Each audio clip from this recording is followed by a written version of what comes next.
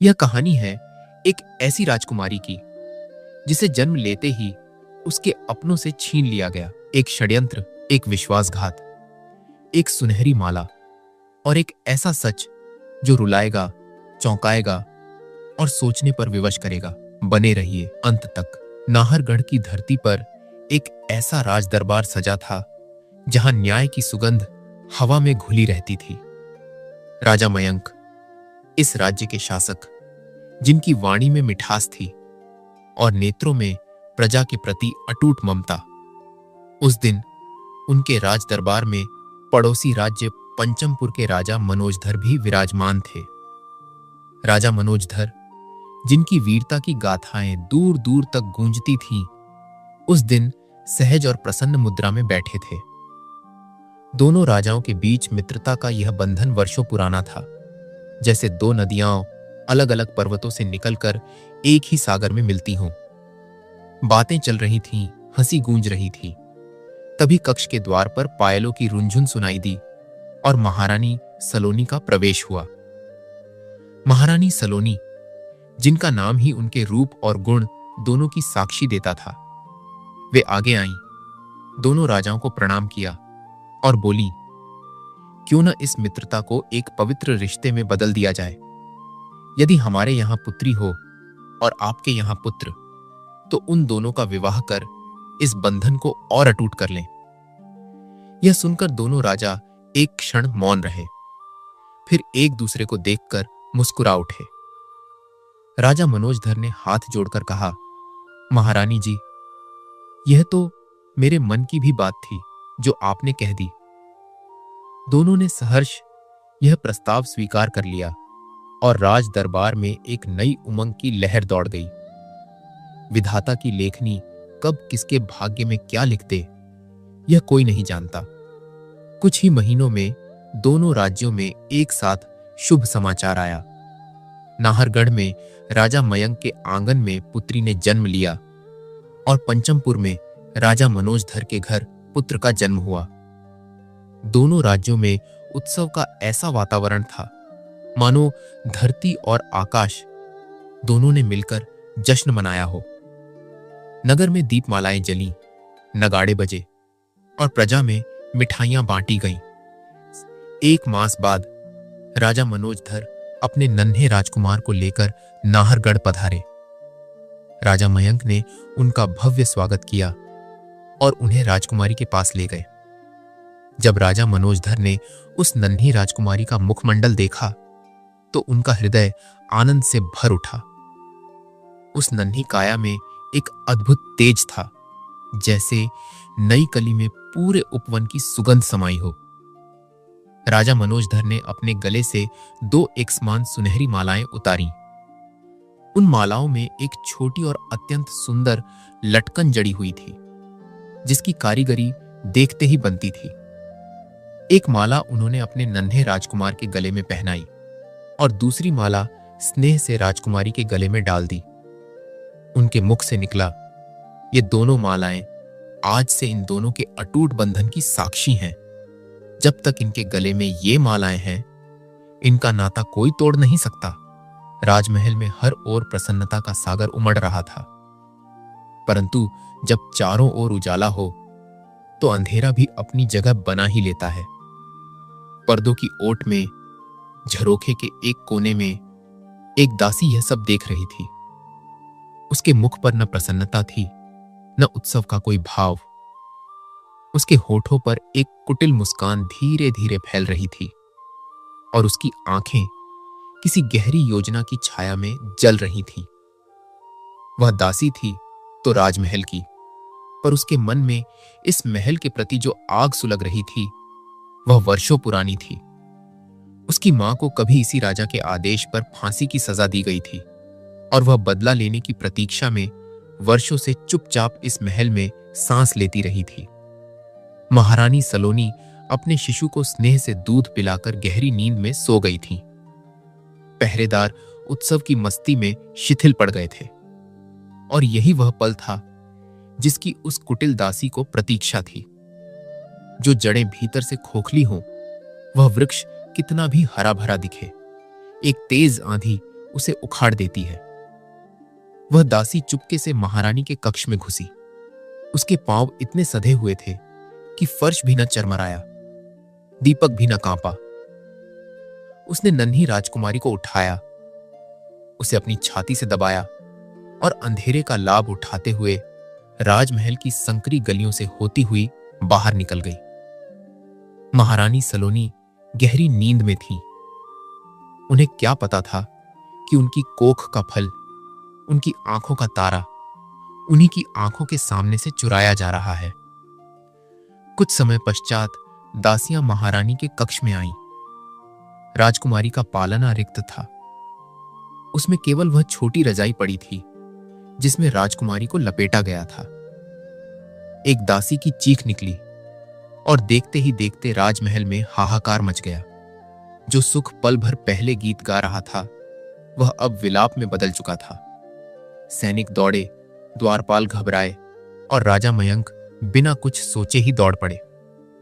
महारानी सलोनी जब जागी और पालना खाली देखा तो उनके मुंह से एक ऐसी चीख निकली जो उस रात की हवा में बहुत देर तक कांपती रही। राजा ने महल का कोना कोना छान मारा। सैनिकों को चारों दिशाओं में भेजा गया, पर राजकुमारी का कोई सुराग न मिला। महारानी की आंखें सूज गईं। उनके होठों पर केवल एक ही पुकार थी, उनकी वह नन्ही बेटी। वह रात नाहरगढ़ के इतिहास की सबसे काली रात बन गई। रात का घना अंधेरा था और जंगल की पगडंडी पर एक परछाई तेज कदमों से भागी जा रही थी। वह कुटिल दासी अपनी छाती से उस नन्ही राजकुमारी को दबाए घने वन में घुसती चली गई। न उसके मन में दया थी, न हाथों में कंपन। वर्षों का संचित बदला उसकी रगों में आग बनकर दौड़ रहा था और उस आग में वह नन्ही निर्दोष काया झुलस रही थी। जंगल के बीचों बीच एक विशाल नदी बहती थी जिसका प्रवाह उस रात विशेष रूप से उग्र था। दासी नदी के किनारे पहुंची और बिना एक पल रुके उसने उस नन्ही राजकुमारी को नदी की धारा में फेंक दिया। राजकुमारी की नन्ही काया जल की लहरों में समाने लगी। जो बीज अपनी मिट्टी से उखाड़ दिया जाए वह कहीं और जाकर अंकुरित होता है, नष्ट नहीं होता। उसी क्षण नदी के दूसरे किनारे पर एक विशाल काया खड़ी थी। वह थे इस वन के डाकू सरदार, जिनका नाम सुनते ही व्यापारियों के प्राण कांप उठते थे। उनका शरीर जैसे लोहे से ढला हो, भुजाएं जैसे शाल के वृक्ष की शाखाएं और आंखों में वर्षों का एक दबा हुआ रोष। उन्होंने जब दासी को उस शिशु को नदी में फेंकते देखा तो एक पल को उनकी सांस थम गई। उन्होंने दासी का चेहरा स्पष्ट देख लिया और अगले ही क्षण बिना कुछ सोचे नदी में छलांग लगा दी। प्रवाह तेज था, पर सरदार की बाहें उससे भी अधिक दृढ़ थीं। उन्होंने डूबती हुई राजकुमारी को जल की गहराई से खींचकर बाहर निकाला और किनारे पर आए। उस नन्ही काया को अपनी छाती से लगाकर उन्होंने गहरी सांस ली। शिशु रोया। उसकी वह चीख उस रात की सबसे पवित्र ध्वनि थी। इधर दासी ने अंधेरे का लाभ उठाया और वहां से भाग खड़ी हुई। वह दौड़ती रही, सांस उखड़ती रही और जब राजमहल के द्वार पर पहुंची तो उसने अपने वस्त्र ठीक किए, माथे का पसीना पोंछा और ऐसे भीतर चली गई जैसे उस रात उसने कुछ किया ही ना हो। परंतु उसके भीतर एक कांटा था जो चुभता ही जा रहा था। जिसे वह मारने गई थी उसे स्वयं डाकू सरदार ने बचा लिया था। वह सीधे राजमहल के उस गुप्त कक्ष में गई जहां वित्त मंत्री रघु बैठा करता था। रघु, इस राजमहल का वह विषधर जो मंत्री के वेश में राजा की छाया में पला था। उसका चेहरा सौम्य था, पर भीतर से वह उतना ही विषाक्त था जितना मुस्कुराता हुआ दिखता था। दासी ने कांपते हुए सारी घटना सुनाई। रघु की भौहें तन गईं। उसके भीतर का क्रोध धीरे धीरे बाहर आया और वह दासी पर गरजा। न तो उस बच्ची को मार सकी और ऊपर से अपना मुंह भी उस डाकू को दिखा दिया। अब यदि उसने किसी से कहा तो हमारा सारा भेद खुल जाएगा। दासी भयभीत थी, पर इतना न जानती थी कि भय का यह पल उसके जीवन का अंतिम भी हो सकता था। रघु बातें करते हुए धीरे धीरे उसके पीछे आया और जैसे ही उसने तलवार उठाई, दासी की दृष्टि सामने रखे दर्पण पर पड़ी। दर्पण में प्रतिबिंब स्पष्ट था। वह एक पल में समझ गई। वह तुरंत एक ओर हट गई, द्वार की ओर दौड़ी और पलक झपकते ही बाहर निकल गई। रघु की तलवार हवा में रह गई। दासी उस रात राजमहल से सदा के लिए चली गई और एक सुदूर गांव में जाकर छुप गई। उसने समझ लिया था कि अब इस महल में उसके लिए केवल मृत्यु प्रतीक्षा कर रही है।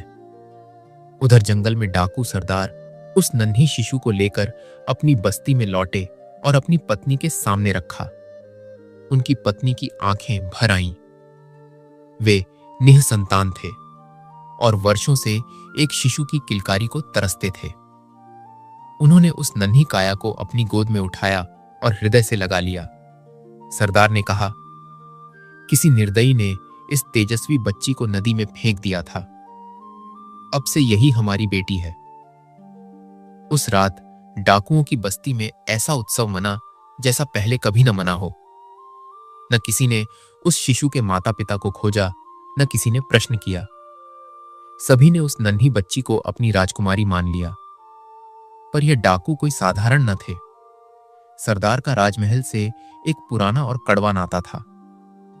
उनके पुत्र को कभी एक भले कार्य के लिए दोषी ठहराया गया था और कुटिल वित्त मंत्री रघु की षड्यंत्रकारी बातों में आकर राजा ने उसे फांसी पर चढ़ा दिया था। उसी दिन से सरदार डाकू बनकर राज्य के विरुद्ध हो गए थे और धनी व्यापारियों को लूटकर अपनी पीड़ा का बदला लेते रहते थे। इधर राजमहल में राजा मयंक दिन रात अपनी पुत्री की खोज में लगे रहे। माह बीते, वर्ष बीते, पर राजकुमारी का कोई सुराग न मिला। एक दिन राजा जंगल के उस छोर पर गए जहां एक छोटे से मंदिर में एक वृद्ध साधु तपस्या करते थे।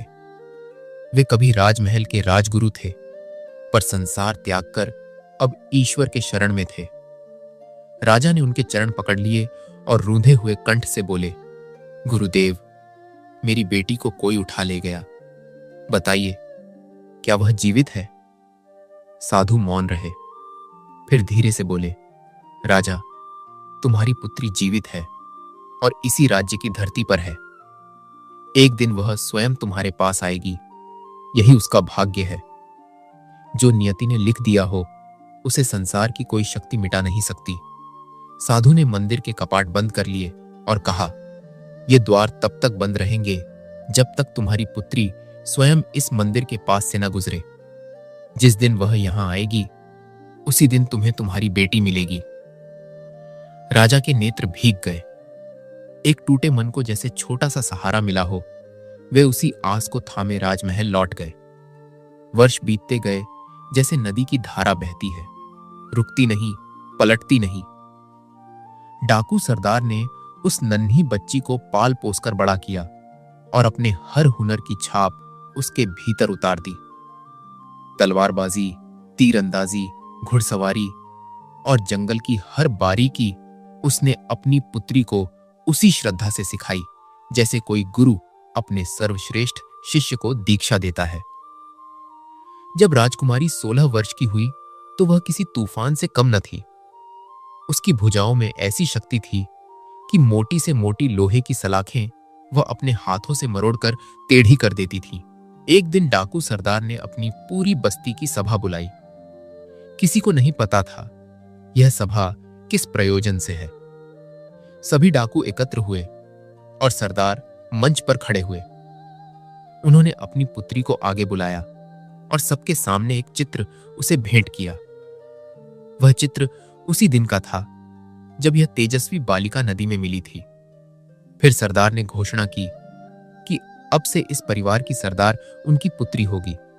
बस्ती में एक क्षण मौन छा गया, फिर एक साथ जयकार उठी। सभी डाकुओं ने सहर्ष यह निर्णय स्वीकार किया। जब सभा समाप्त हुई और भीड़ छौंटी तो राजकुमारी ने उस चित्र को ध्यान से देखा। उसके नेत्र भर आए। उसने उस चित्र को हृदय से लगाया और अपने पिता सरदार को गले लगा लिया। उधर वित्त मंत्री रघु चैन से न बैठा था। उसे भय था कि यदि वह डाकू सरदार उस बच्ची के बारे में कुछ पता लगा ले और राजा तक बात पहुंच जाए तो उसका सारा षड्यंत्र उघड़ जाएगा। एक रात उसने अपने भाड़े के सेवकों को भेजा और डाकू सरदार की पूरी बस्ती को चारों ओर से आग लगा दी।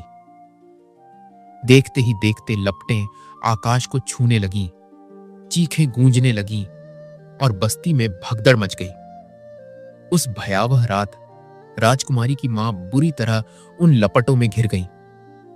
जब तक राजकुमारी उन तक पहुंची बहुत देर हो चुकी थी। वह अपनी मां को लेकर बस्ती से दूर एक वृक्ष के नीचे आई और उनका सिर अपनी गोद में रख लिया। मां की सांसें उखड़ रही थीं, आंखें धुंधलाती जा रही थीं। उन्होंने कांपते हाथों से अपनी बेटी का मुख छुआ। राजकुमारी के नेत्रों से आंसू टपक रहे थे और मां के होठों पर अंतिम शब्द थे, बेटी, तू डाकू नहीं है। तेरी असली कहानी अभी शुरू हुई है। और फिर वह हाथ निर्जीव होकर नीचे गिर गया। राजकुमारी वहीं बैठी रही, न रोई न चिल्लाई, बस उस हाथ को अपनी छाती से लगाए रही। उधर पड़ोसी राज्य पंचमपुर में राजकुमार भी अब युवा हो चुका था। राजकुमार की मां ने उन्हें कई बार बताया था कि उनका विवाह पड़ोसी राज्य की राजकुमारी से बचपन में तय हो गया था, पर किसी ने उसे अपहृत कर लिया। राजकुमार के मन में वह अनजान राजकुमारी एक स्वप्न की तरह बसी रहती थी। वह सोचते, क्या वह जीवित होगी? क्या वह कभी मिलेगी? क्या यह विरह कभी समाप्त होगा? उन्होंने राज्य का कोना कोना खोजा, पर निराशा ही हाथ लगी। उनके पिता ने समझाया, पुत्र, इस संसार में अनेक राजकुमारी हैं, उस एक के लिए अपना जीवन मत रोको। पर राजकुमार ने हर बार विवाह का प्रस्ताव अस्वीकार कर दिया। जहां प्रतीक्षा सच्ची हो वहां समझौता होता ही नहीं। एक दिन निराशा से व्यथित राजकुमार अकेले ही घोड़े पर सवार होकर जंगल की उस गहराई में चले गए जहां साधारण मनुष्य जाने से भी कांपते थे। घना वन, उलझे मार्ग और चारों ओर नीरवता। एक ऊंचाई पर एक झरना बह रहा था, शीतल और निर्मल। राजकुमार घोड़े से उतरे और झुककर जल पीने लगे। तभी पीछे से एक भारी सांस की आवाज आई। राजकुमार ने पलटकर देखा तो एक विशाल सिंह उनकी ओर दौड़ा आ रहा था। उसकी आंखें लाल थीं और गर्जना से पूरा वन थरथरा उठा। राजकुमार के हाथ एक क्षण के लिए रुक गए, पर उसी क्षण कुछ अद्भुत हुआ।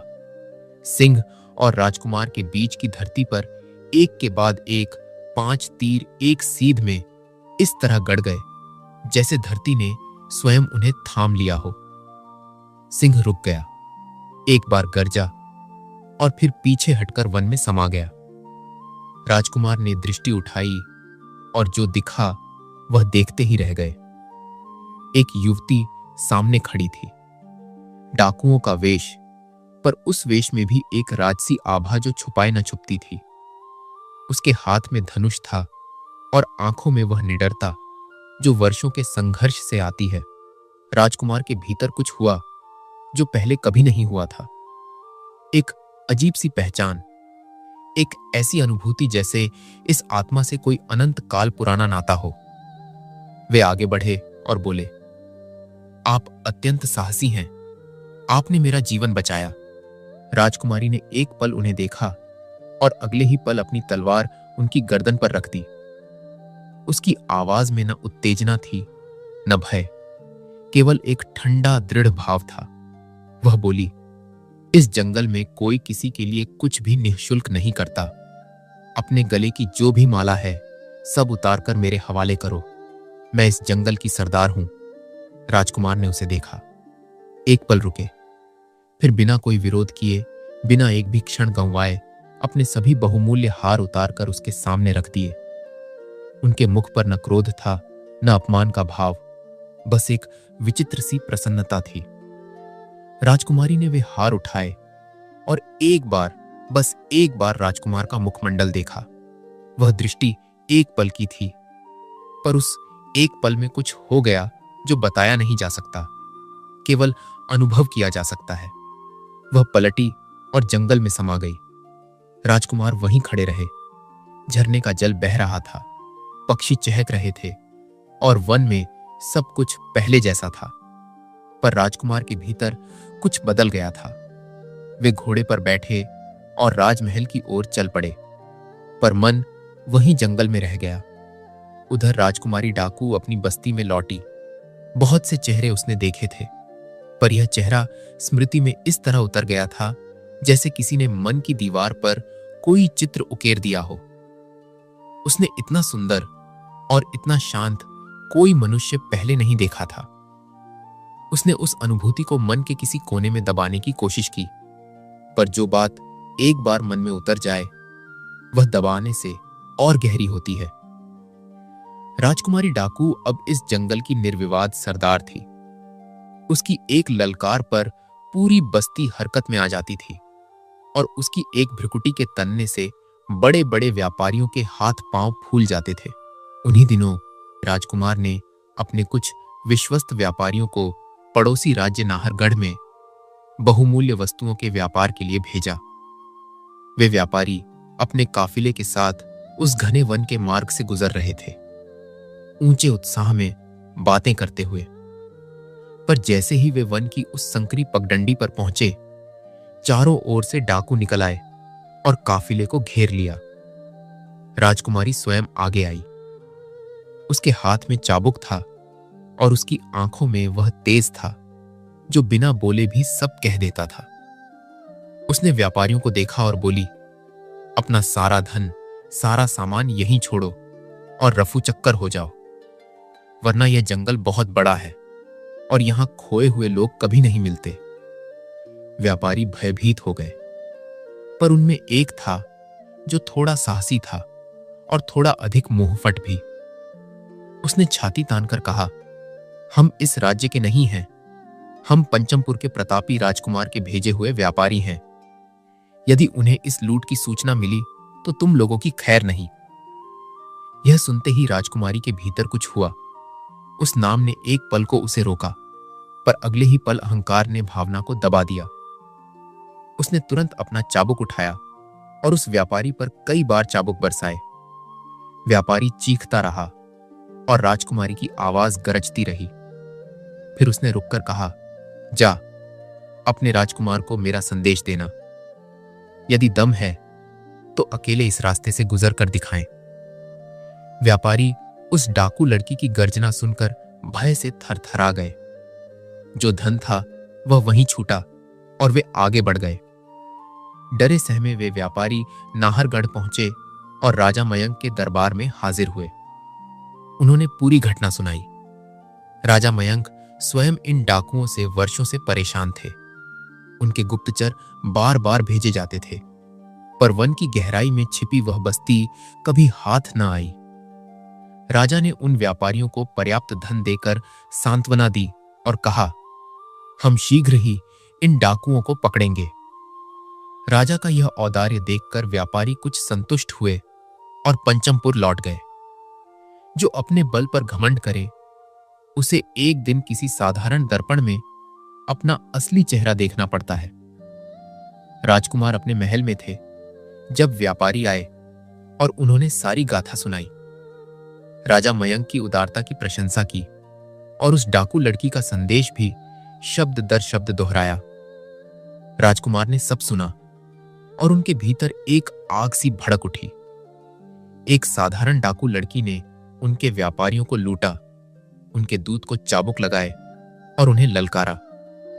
यह उनके स्वाभिमान पर सीधा प्रहार था। उन्होंने तुरंत कहा, मैं स्वयं जाऊंगा। पिता राजा को जब यह ज्ञात हुआ तो वे तुरंत आए और बोले, पुत्र, यह विवेकपूर्ण निर्णय नहीं है। वे डाकू इतने वर्षों से नाहरगढ़ के राजा मयंक को भी छका रहे हैं। उस जंगल में जाना खतरे को निमंत्रण देना है। राजकुमार ने विनम्रता से पर दृढ़ता से उत्तर दिया, पिताजी, एक साधारण डाकू के लिए सेना नहीं चाहिए। उसने मुझे अकेले आने की चुनौती दी है। मैं अकेला जाऊंगा, आप चिंता न करें। राजा ने अनेक तर्क दिए, पर राजकुमार का संकल्प पर्वत की तरह अडिग था। वे अपना घोड़ा लेकर निकल पड़े। उधर जंगल में उस दिन डाकू प्रसन्न मूड में थे। कुछ ही पहले उन्होंने एक और काफिले को लूटा था और बस्ती में उत्सव की तैयारी हो रही थी। तभी उन 60 डाकुओं ने उस मार्ग पर एक अकेले घुड़सवार को आते देखा। उनकी आंखें चमकी। उन्हें तुरंत अपनी सरदार की बात याद आई, जो उस व्यापारी को दिया गया संदेश था। उन्होंने राजकुमार को चारों ओर से घेर लिया। राजकुमार ने घोड़ा रोका और शांत स्वर में पूछा, तुम्हारी सरदार कहां है? कहां छुप गई? डाकुओं ने उत्तर देने की जगह एक साथ आक्रमण कर दिया। राजकुमार की तलवार छीन ली गई और वे घिर गए। सातों डाकू उन्हें पकड़कर जंगल के भीतर ले चले और राजकुमार उनके साथ चलते रहे, जैसे सब कुछ उनकी योजना के अनुसार ही हो रहा हो। कुछ समय चलने के पश्चात राजकुमार को राजकुमारी डाकू के सामने लाया गया। डाकुओं ने हंसते हुए कहा, सरदार, यह तो बड़ी आसानी से हमारी कैद में आ गया, इसमें कोई दम नहीं। राजकुमारी ने सामने खड़े उस व्यक्ति को देखा और एक पल के लिए उसका हृदय अकारण ही धड़क उठा। वह था वही चेहरा जो उस झरने के पास मिला था और जो तब से उसकी स्मृति में था, पर उसने तुरंत अपनी भावना को भीतर धकेल दिया। उसकी मां की मृत्यु और राज्य की सत्ता के प्रति जो क्रोध था, वह हर कोमल भाव को दबाने के लिए पर्याप्त था। वह व्यंग्य से मुस्कुराई और बोली, तो तुम ही हो वह राजकुमार जिसका भय व्यापारी हमें दिखा रहे थे। बाहर से तो बड़े हृष्ट-पुष्ट और बलशाली लगते हो। राजकुमार ने उसकी प्रत्येक बात शांति से सुनी। उनके मुखमंडल पर न क्रोध था न घबराहट। फिर एक क्षण में वे गरज उठे और बोले, सुनो डाकू लड़की, मैं जानबूझकर इन तुच्छ डाकुओं द्वारा पकड़वाया हूं, केवल इसलिए कि मैं तुम तक पहुंच सकूं। और इतना कहते ही जो हुआ वह किसी ने स्वप्न में भी नहीं सोचा था। जो शेर चुप रहे वह कमजोर नहीं होता, वह अपनी छलांग की तैयारी में होता है। राजकुमार की बलिष्ठ भुजाएं एक एक डाकू को खिलौने की तरह उठाकर इधर उधर पटकने लगी, को दाईं ओर, एक को बाईं ओर, तीसरे को वृक्ष से टकराया, चौथे को भूमि पर ऐसे पटका कि वह कराहता रह गया। देखते ही देखते सातों डाकू धरती पर पड़े थे और राजकुमार अपनी तलवार उठाकर राजकुमारी के सामने खड़े थे। उन्होंने वह तलवार उठाई और राजकुमारी की गर्दन के पास रख दी, ठीक वैसे ही जैसे उस झरने के पास राजकुमारी ने उनकी गर्दन पर तलवार रखी थी। राजकुमारी के जीवन में यह पहली बार हुआ था। अपने पिता सरदार के अतिरिक्त उसने कभी किसी को इतना बलशाली नहीं देखा था। उसके हाथ जो सदा तलवार थामने को तैयार रहते थे, आज स्थिर हो गए। उसका विरोध करने का मन जैसे कहीं खो गया और वह बस राजकुमार को एकटक देखती रह गई। राजकुमार ने शांत स्वर में कहा, चलो, अब तुम्हारी जगह कारागार में है। और अगले ही पल उन्होंने राजकुमारी को अपने घोड़े पर बिठाया और चल पड़े। राजकुमारी डाकू का वह अहंकार जो वर्षों से उसका कवच था, आज चूर हो गया था। वह न बोली न विरोध किया, बस बैठी रही। राजकुमार पड़ोसी राज्य नाहरगढ़ की ओर चल पड़े। वे उस राज्य के राजा को यह भेंट देना चाहते थे जिस राज्य को इन डाकुओं ने वर्षों से परेशान किया था। मार्ग में वे उस छोटे से मंदिर के पास से गुजरे जिसके कपाट वर्षों से बंद थे। जैसे ही घोड़े के खुर उस मंदिर के सामने की भूमि पर पड़े, कुछ असाधारण हुआ। मंदिर के बंद कपाट स्वयं खुल गए। न कोई वहां था, न किसी ने हाथ लगाया था। जैसे उन काठ के दरवाजों में भी किसी ने वर्षों से यह प्रतीक्षा की हो और आज वह क्षण आ गया हो जिसके लिए वे बंद थे। राजकुमार और राजकुमारी दोनों रुक गए। दोनों ने वे खुलते कपाट देखे। भीतर से एक वृद्ध साधु बाहर आए। वे अब अत्यंत वृद्ध हो गए थे पीठ झुक गई थी और बाल श्वेत हो गए थे, पर उनकी आंखों में वही तेज था जो वर्षों पहले राजगुरु के रूप में राज दरबार में था। उन्होंने उस युवती को देखा और उनके नेत्र भर आए। वे एक पल मौन खड़े रहे। साधु ने तुरंत अपने 2 शिष्यों को बुलाया और उन्हें आदेश दिया, जाओ और राजा मयंक को सूचित करो कि उनकी पुत्री उनके द्वार पर आने वाली है। यह राजगुरु का संदेश है। दोनों शिष्य दौड़ पड़े और राजकुमार अपने घोड़े पर राजकुमारी को लेकर नाहरगढ़ की ओर बढ़ते रहे। उधर जंगल में जब 7 डाकुओं को होश आया और उन्होंने आपस में देखा तो लज्जा और क्रोध दोनों एक साथ उनके चेहरों पर उभरे। वे दौड़ते हुए सरदार के पास पहुंचे और हांफते हुए सारी घटना सुनाई। सरदार उस समय अपनी झोपड़ी के बाहर बैठे थे। वर्षों ने उनके शरीर को झुका दिया था, बाल श्वेत हो गए थे और वह बलशाली काया अब थकान का बोझ उठाए खड़ी थी। जब उन्होंने सुना कि उनकी बेटी को एक राजकुमार पकड़कर ले गया है तो उनकी आंखों में एक बार फिर वह पुरानी आग लौट आई। वे उठे, लड़खड़ाए, पर संभल गए। उन्होंने गरजते हुए कहा, तैयार हो जाओ सब, बात अब हमारी बेटी की है। राजमहल पर हमला बोलना ही पड़ेगा।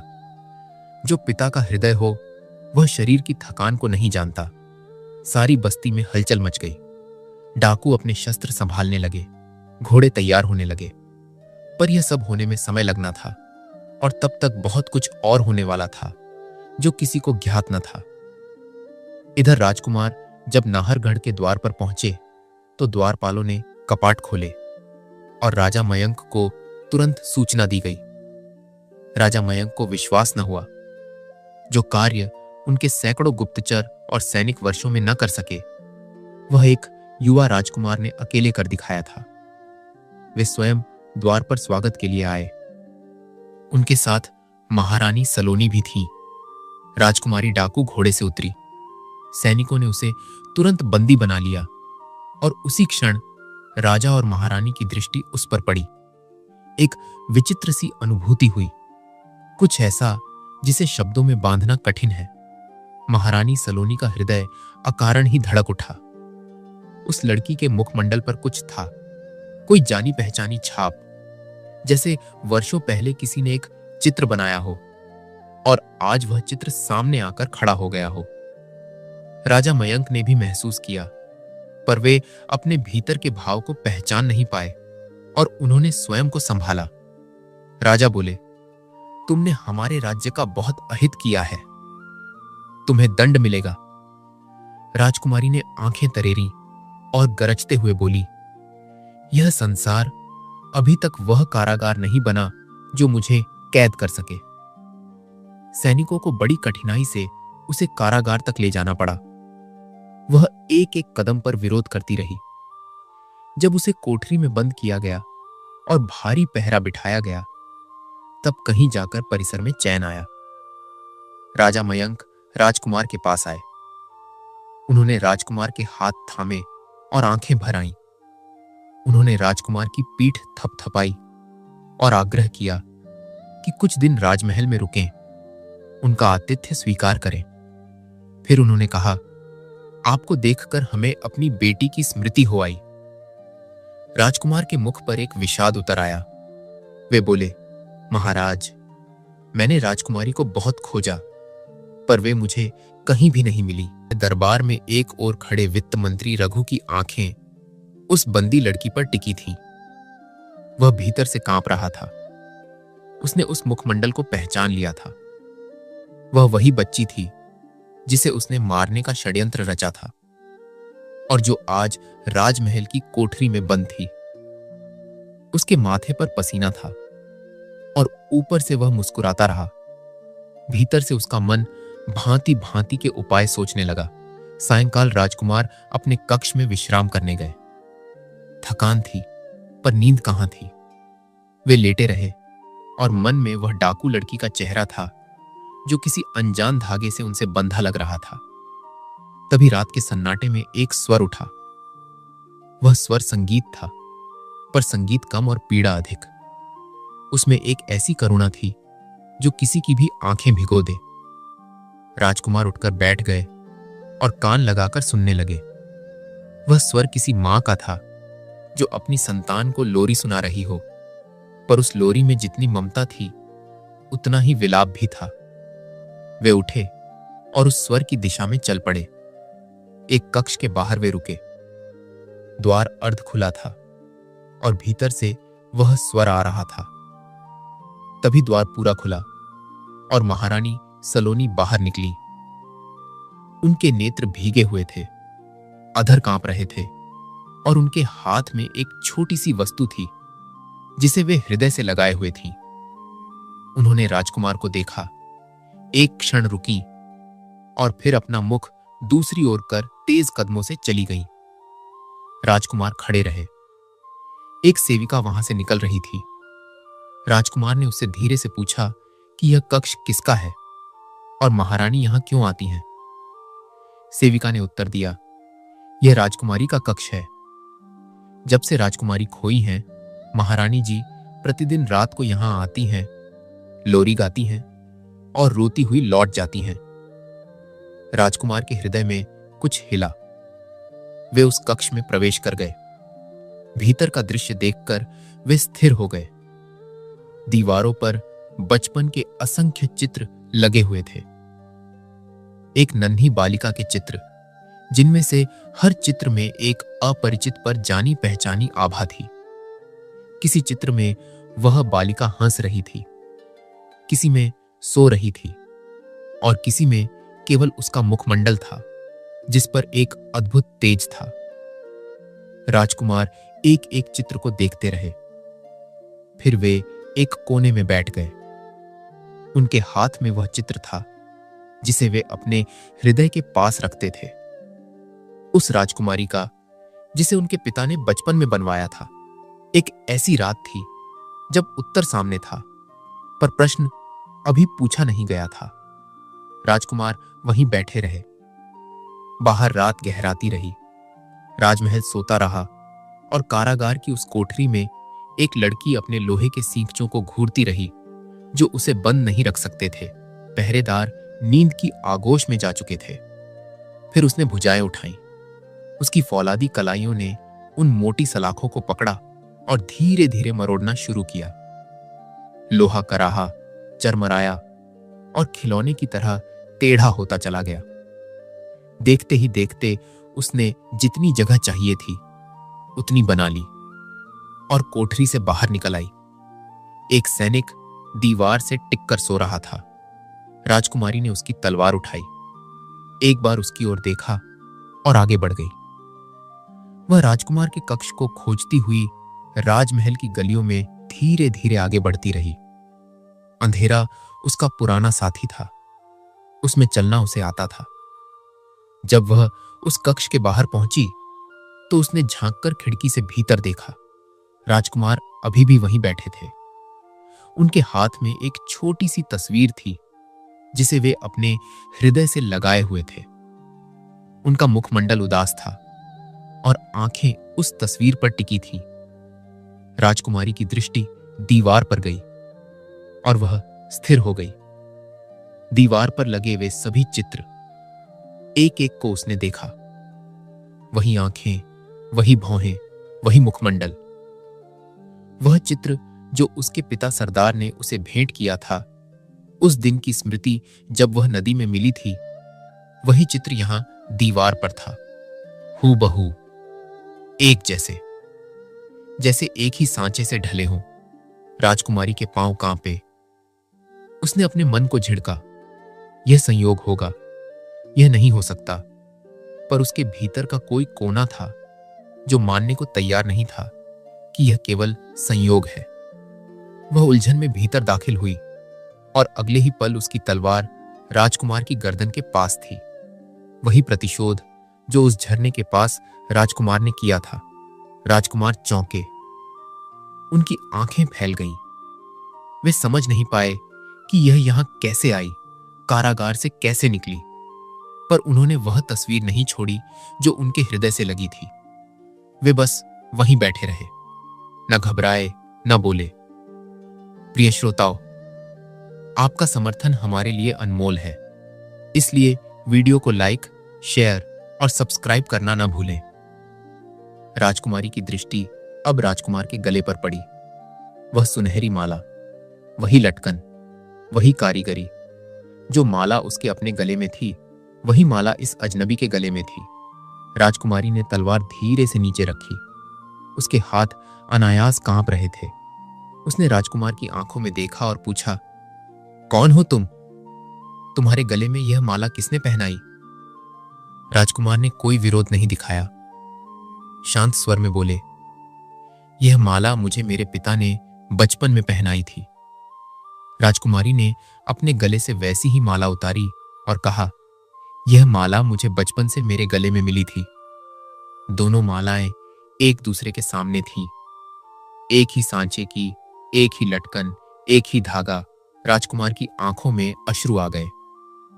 उनके पिता ने उन्हें यह बात बताई थी कि दो एक समान मालाएं दो बच्चों को पहनाई गई थीं। उन्होंने कांपते हुए कहा, क्या आप इन तस्वीरों को जानती हैं? ये आपकी तो नहीं? राजकुमारी के हाथ पांव शिथिल पड़ गए। उसने दीवार को देखा, फिर अपने हाथ की माला को देखा और फिर राजकुमार के हाथ की तस्वीर को। जो सत्य छिपाया जाए वह एक दिन स्वयं बोलने लगता है। उसी क्षण खिड़की के बाहर एक परछाई थी। वित्त मंत्री रघु का भेजा हुआ गुप्तचर सब कुछ देख रहा था और उसने समझ लिया था कि अब यदि यह सत्य सामने आ गया तो रघु का सारा षड्यंत्र मिट्टी में मिल जाएगा। उसने धनुष उठाया। एक तीर हवा में उड़ा और राजकुमार के बाएं वक्ष में जा लगा। राजकुमारी ने पलट कर देखा। राजकुमार लड़खड़ाए। एक पल को सब कुछ स्थिर हो गया। फिर बाहर दूसरा तीर छूटने की आहट आई। राजकुमारी ने राजकुमार को एक ओर धकेल दिया और वह तीर उसने स्वयं अपने सीने पर ले लिया।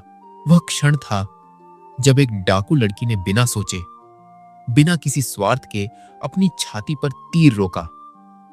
वह हिम्मत से उठी, घाव से रिसते हुए भी उस तीर चलाने वाले की ओर दौड़ी। खिड़की से बाहर निकली पर उसका शरीर साथ न दे सका। वह कुछ कदम चली और फिर भूमि पर गिर गई। आंखें बंद हो गईं। शोर उठा। सैनिक दौड़े। कुछ उस हमलावर की दिशा में भागे और कुछ ने भीतर झांका। राजकुमार भी जहरीले तीर के कारण मूर्छित हो गए थे। राजा मयंक को तुरंत सूचित किया गया। वैद्य बुलाए गए। राजा दौड़े आए और उन्होंने उस लड़की को भूमि पर पड़े देखा। राजा ने आदेश दिया, यह लड़की चतुर है। इसने राजकुमार पर आक्रमण किया है। इसका विशेष निगरानी में उपचार हो और इसके साथ ही इसके डाकू परिवार को भी पकड़ा जा सकता है। वैद्य दोनों के उपचार में जुट गए। राजमहल में उस रात एक ऐसा रहस्य सांस ले रहा था जो अगले दिन सब कुछ बदलने वाला था। उस रात एक स्त्री किसी भूत की तरह अंधेरे में चल रही थी। वह वही दासी थी जो वर्षों पहले एक नन्ही शिशु को नदी में फेंक कर आई थी और तब से एक सुदूर गांव में छिपकर जी रही थी। उसे अब पता चल गया था कि वह डाकू लड़की राजमहल में पकड़ी जा चुकी है। यह उसके लिए अंतिम अवसर था। यदि उसने अभी राजा को सब नहीं बताया तो रघु किसी भी पल उसे मिटा देगा। उसने अपनी जान हथेली पर रखी और नाहरगढ़ की ओर चल पड़ी। जो सत्य एक बार मन में जागे वह चुप नहीं रह सकता, चाहे उसे बोलने की कीमत जान ही क्यों न हो। उधर प्रातःकाल की पहली किरण राजमहल पर पड़ी और राजकुमार की आंखें खुलीं। जहरीले तीर का असर उतर चुका था, पर शरीर अभी भी भारी था। राजा मयंक उनके पास ही बैठे थे। रात भर वहीं रहे थे। राजकुमार ने आंखें खोलते ही पूछा, वह लड़की कैसी है? राजा ने संभल कर उत्तर दिया, उपचार चल रहा है। राजकुमार ने उठने का प्रयास किया और बोले, महाराज, मुझे उसके पास ले चलिए, वह आपकी पुत्री है। राजा का मुख खुला रह गया। उन्होंने कहा, यह आप क्या कह रहे हैं? राजकुमार ने शांत पर दृढ़ स्वर में कहा, महाराज चलिए, मैं दिखाता हूं। राजा मयंक उन्हें सहारा देते हुए उस कक्ष में ले गए जहां राजकुमारी लेटी थी। वह अभी मूर्छित थी। राजकुमार ने उसकी ओर संकेत करते हुए कहा, महाराज, आपके मित्र राजा मनोजधर ने जो 2 मालाएं 2 शिशुओं को पहनाई थीं, वह इस लड़की के गले में भी है और मेरे गले में भी। इसने अभी मेरी जान बचाई है और शत्रु आपके अपने महल में कहीं छिपा हुआ है। उसी समय द्वार पर राजा मनोजधर भी आ पहुंचे। उन्होंने दोनों मालाएं देखीं और बिना एक पल रुके कहा, यही है वह राजकुमारी। मैंने यह मालाएं स्वयं अपने हाथों से पहनाई थीं। मैं इन्हें भूल नहीं सकता। राजा मयंक के पांव धरती पर टिके न रहे। उन्होंने उस लड़की का मुखमंडल देखा, वही आभा जो उन्हें उस पहले दिन से चुभ रही थी। वे घुटनों पर बैठ गए और उनके नेत्रों से अश्रु बह निकले। महारानी सलोनी को बुलाया गया। जब वे आईं और उनके पति ने कहा कि यह हमारी बेटी है, तो वे एक क्षण स्थिर रहीं। फिर उन्होंने उस मूर्छित लड़की का हाथ अपने हाथ में लिया और उनका सारा संयम टूट गया। वे रोती रहीं और उस हाथ को हृदय से लगाए रहीं। तभी द्वार पर उस दासी ने प्रवेश किया। वह कांप रही थी। उसके वस्त्र धूल भरे थे और आंखों में भय के साथ एक दृढ़ संकल्प भी था। उसने राजा के सामने साष्टांग प्रणाम किया और बोली, महाराज, मेरे अपराध अक्षम्य हैं, पर आज मैं सब बताने आई हूं। और फिर उसने एक एक बात कही। 16 वर्ष पहले की वह रात, वित्त मंत्री रघु की षड्यंत्रकारी योजना, उस शिशु को नदी में फेंकना, डाकू सरदार का उस बच्ची को बचाना और उसके बाद रघु का उसे भी मारने का प्रयास, सब कुछ एक एक शब्द। दरबार में मौन था। राजा मयंक का मुखमंडल धीरे धीरे लाल होता गया। उन्होंने तुरंत आदेश दिया, वित्त मंत्री रघु को तत्काल पकड़ा जाए। रघु भाग निकलने का प्रयास कर रहा था। उसे पता था कि वह दासी यहां पहुंच गई है और अब उसका बचाव संभव नहीं, पर सैनिक पहले से सतर्क थे। उसे पकड़ लिया गया और जब उसे राजा के सामने लाया गया तो उसकी सारी चालाकी और मुखौटा उतर चुका था। जो मनुष्य वर्षों से राज सिंहासन के सबसे करीब था, आज जंजीरों में था। उसने अपने सारे कर्म स्वीकार कर लिए। उसका एक एक पाप अब सबके सामने था। उसी समय महल के बाहर घोड़ों की टापें सुनाई दी और नगाड़े बजने लगे। डाकू सरदार अपनी पूरी बस्ती के साथ राजमहल पर हमले के लिए आ पहुंचे थे। वे बूढ़े थे, शरीर थका हुआ था, पर उनकी आंखों में अपनी बेटी के लिए वह ज्वाला थी जो कोई आयु नहीं बुझा सकती। राजा मयंक ने जब यह सुना तो उन्होंने किसी सैनिक को नहीं भेजा। वे स्वयं बिना किसी शस्त्र के महल के द्वार पर आए। सरदार ने जब देखा कि राजा निहत्थे खड़े हैं तो उनका हाथ रुक गया। राजा ने हाथ जोड़े और बोले, आपने मेरी पुत्री की जान बचाई थी। मैं आपका आजीवन ऋणी हूं। सरदार के हाथ से तलवार धीरे धीरे नीचे होती गई। उनकी आंखें भर आईं। उन्होंने कहा, तो वह सजी धजी दासी इसी महल की थी? राजा ने सिर झुकाकर हां में उत्तर दिया। सरदार कुछ देर मौन खड़े रहे। फिर वे राजा के पास आए और धीमे स्वर में बोले, वह आपकी बेटी है। राजा ने सरदार का हाथ थामा और उन्हें भीतर ले गए। जब तक वे राजकुमारी के कक्ष में पहुंचे तब तक वह होश में आ चुकी थी। उसने जब अपने पिता सरदार को देखा तो उठने का प्रयास किया। सरदार आगे आए और उनकी आंखें बोल रही थीं जो होठ नहीं कह सकते थे। राजकुमार ने राजकुमारी का हाथ थामा और कहा, आप मेरी राजकुमारी हैं। राजकुमारी ने उन मालाओं को देखा, दीवार के चित्रों को देखा, अपने माता पिता को देखा और उस पिता सरदार को देखा जिसने उसे जीवन दिया था। उसकी आंखें भीगी नहीं, पर वह भीतर से किसी गहरे पानी में डूब रही थी। जो जड़ें बिछड़ जाएं, वे एक दिन अपनी मिट्टी को पहचान ही लेती हैं। राजा मयंक ने सरदार से उनके पुत्र के लिए क्षमा मांगी और अपनी आंखें नम रखते हुए उन्हें राजमहल का प्रधान सैनिक पद दिया।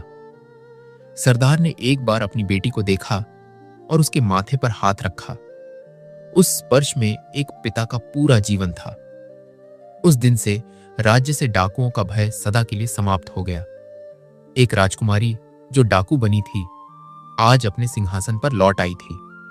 यह कहानी यही कहती है कि सत्य चाहे कितने भी वर्षों तक दबा रहे, वह एक दिन अवश्य प्रकट होता है, और जो प्रेम सच्चा हो, वह कोई षड्यंत्र, कोई दूरी और कोई समय मिटा नहीं सकता। प्रिय श्रोतागण, हमारी यह कहानी यहीं पूरी होती है। यदि इस कथा से आपको आनंद मिला हो तो वीडियो को लाइक करें और चैनल को सब्सक्राइब कर लें, ताकि ऐसी प्रेरणादायक और रोचक कहानियां लगातार आप तक पहुंचती रहें। इस वीडियो को अपने मित्रों और परिवार के साथ शेयर करें। कमेंट में लिखें कि अगली कहानी किस प्रकार की हो और आप किस देश प्रदेश से जुड़े हैं। आपका विश्वास ही हमारी प्रेरणा है। धन्यवाद।